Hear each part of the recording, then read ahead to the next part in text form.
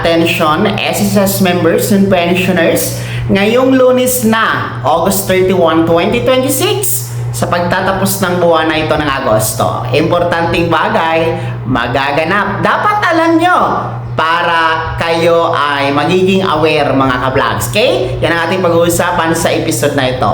Hello mga ka-vlogs! Welcome sa ating YouTube channel at welcome sa ating official Facebook page.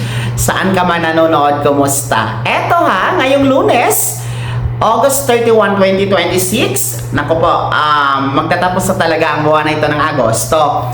And sa petsang yan, ngayong Lunes, August 31, mayroong importanteng bagay na magaganap. Dapat alam nyo para naman maging aware tayo. Well, kung titingnan nyo po sa inyong kalendaryo, ngayong Lunes, August 31, 2026, yan ay pula, no? Pula yan dahil regular national holiday.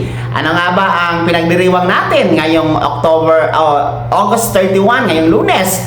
Yan po ang National Heroes Day o araw ng mga bayani, mga ka-vlogs. So, ibig sabihin kapag regular national holiday, sarado po ang ating mga government agencies, government offices, no? Mga LGUs, kasama na nga po ang tanggapan ng SSS or Social Security System, mga ka-vlogs. Kaya ngayong Lunes, August 31, since yan ay pula, regular holiday, wala pong pasok, sarado po ang lahat ng mga SSS branches nationwide. Kasama po ang SSS main office, mga ka-vlogs. So, kung meron kayong mga transaksyon, kung nagbabalak kayo na bibisita sa SSS ngayong Lunes, August 31, wag muna kayong pumunta, no? Dahil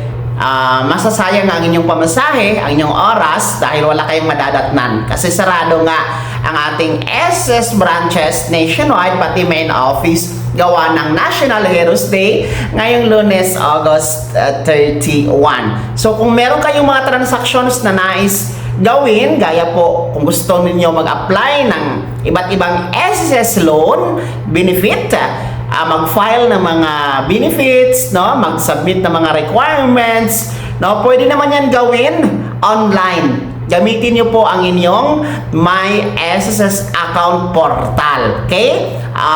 Kasi yung ating My SSS account portal, andyan na kasi lahat, no? Pwede ka nang hindi pumunta sa branch ni SSS dahil online na karamihan ng ating mga gustong i-transact sa SSS. Pero kung gusto nyo talaga mag-walk-in, after na ng August 31, okay? September 1, yan ay araw ng Martes, bukas na yan, no? Bukas na, hindi naman yan pula at hindi weekend. Kaya magre-resume na po yan ang SSS branches nationwide kasama ang SSS main office. So, ayan ha, dapat alam nyo ito dahil hindi naman lahat sa atin ang aware at alam na holiday pala, no? Sa busy na ng ating mga hanap buhay, no? Abala tayo sa buhay.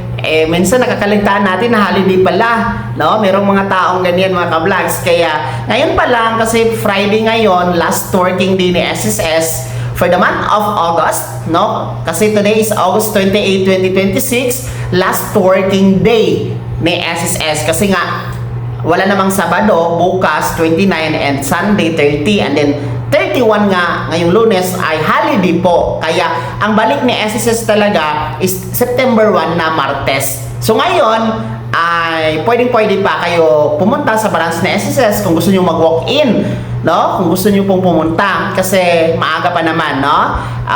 Hanggang mamayang hapon pa naman ang operation ni SSS. Okay? So, yun, dapat alam nyo ito.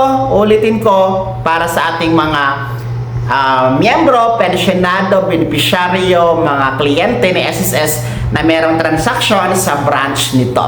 Well, ulitin ko, ngayong Monday, Lunes, August 31, 2026, sarado po ang lahat ng branches ni SSS nationwide, pati main office, dahil po sa National Heroes Day, regular holiday po yan, mga ka-vlogs. Kaya naman, mga SSS members and pensioners, well, una sa lahat, bago ko magtapos, no, Meron ba kayong mga alam, no? Or kilala na ating mga bayani, no? At ano ba ang naiambag nito para sa ating kasalukuyang henerasyon? And para sa inyo, sino po ba ang mga makabagong bayani sa ngayon? Yan, no? I-share nyo po sa comment section na nasa baba. Maraming salamat sa pagtutok. God bless. Mag-ingat, mga ka-vlog.